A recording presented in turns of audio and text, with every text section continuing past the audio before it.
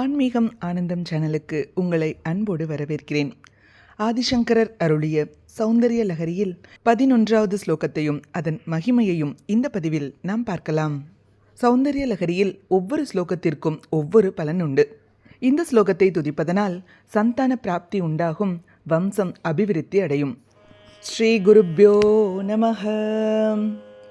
சதுர்பிஷ் ஸ்ரீ கண்டைஹி शिवयुवतिभिः पञ्चभिरपि प्रभिन्नाभिः शम्भोः नवभिरपि मूलप्रकृतिभिः चतुश्चत्वारिंशत् वसुदलकलाश्रत्रिवलय त्रिरेकाभिः सार्धं तव चरणकोणाः परिणताः. இந்த ஸ்லோகத்திற்குரிய தமிழ் விளக்கத்தை பார்க்கலாம். தேவியின் யந்திர ரூபமே ஸ்ரீசக்கரம். ஆக பராசக்தியே ஸ்ரீசக்கர ஸ்வரூபிணி ஆவாள். இந்த ஸ்லோகத்தில் ஸ்ரீசக்கர நிர்ணயம் விரிவாக விளக்கப்பட்டுள்ளது. ஸ்ரீ வித்யா உபாசகர்கள் மிகவும் முக்கியமாக அறிந்து கொள்ள வேண்டிய ஒரு விஷயமாகும் இது. சக்தி ஸ்வரூபமான 5 தத்துவங்களும் சிவஸ்வரூபமான 4 தத்துவங்களும் சேர்ந்த 9 தத்துவங்களை இப்பிண்டத்தில் தியானிப்பதெனில் துவக், அஸ்ருக், மாம்சம், மேதா, அஸ்தி என்பவை சக்தி தத்துவங்களாகவும், மஜ்ஜை, சுக்லம், பிராணன், ஜீவன் ஆகியவற்றை சிவ தத்துவங்களாகவும் கொண்டு தியானிக்க வேண்டும். அண்டத்தில் என்றால் பிருத்வி, அப்பு, தேயு, வாயு, ஆகாசமாகிய 5 தத்துவங்களை சக்தி தத்துவங்களாகவும், மாயை, சுத்த வித்யை, மகேஸ்வர, சதாசிவ தத்துவங்களாகிய 4ஐயும் சிவ தத்துவங்களாகவும் பாவித்து தியானிக்க வேண்டும்.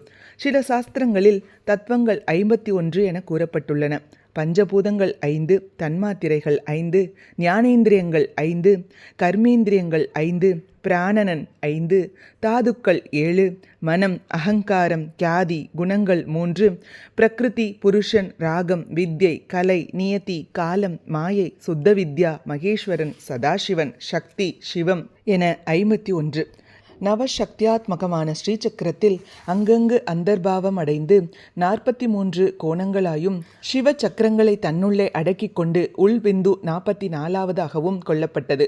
ஸ்ரீ கண்டைஹி என்பது சிவ கோணங்களையும், சிவயுவதிபிஹி என்பது சக்தி கோணங்களையும், நவபி என்பது 9 கோணங்களையும், மூல பிரகிருதிபிகி என்பது உலகின் மூல காரண தத்துவங்கள் 44, சதுச்சத்வாரிம்ஷத் எனவும், வசுதலக என்பது 8 என்ற எண்ணையும், கலாச்ர என்பது 16 என்ற எண்ணையும், திரிவலய என்பது 3 வட்டங்கள் எனவும், திரிரேகா என்பது 3 கோடுகள் என்பதனையும் குறிக்கின்றன. இவ்வகையில் இந்த ஸ்ரீசக்கரத்தை சந்தனத்தில் வரைந்து 44 கோணங்கள் என தேவியின் சரண கோணங்கள் குறிப்பிட்டுள்ளபடியால் ஒரு கோணத்திற்கு 1000 என 44,000 முறை இந்த ஸ்லோகத்தை ஜபித்தால் தேவியின் தரிசனத்துடன் சித்திகளும் ஐஸ்வர்யங்களும் அடைந்து இவ்வுலகில் மட்டுமல்லாது பெருவீடும் பெற்று உய்வான் என்பதில் ஐயமில்லை என்று ஆசிரியர் விளக்குகிறார். சத்சந்தான லாபம் பெறுவதற்கும், வம்ச அபிவிருத்தி அடைவதற்கும், ஞானம் உண்டாவதற்கும் இந்த ஸ்லோகத்தை துதித்து அம்பாளுக்கு நைவேத்தியமாக சர்க்கரை பொங்கலை படைத்து வழிபட வேண்டும். இதுபோன்ற ஸ்லோகங்களுக்கும் ஆன்மீக விஷயங்களுக்கும் மறக்காம நம்ம சேனலை சப்ஸ்கிரைப் பண்ணிக்கோங்க. நல்லதே நடக்கட்டும், நன்மையை பிறக்கட்டும். நன்றி, வணக்கம்.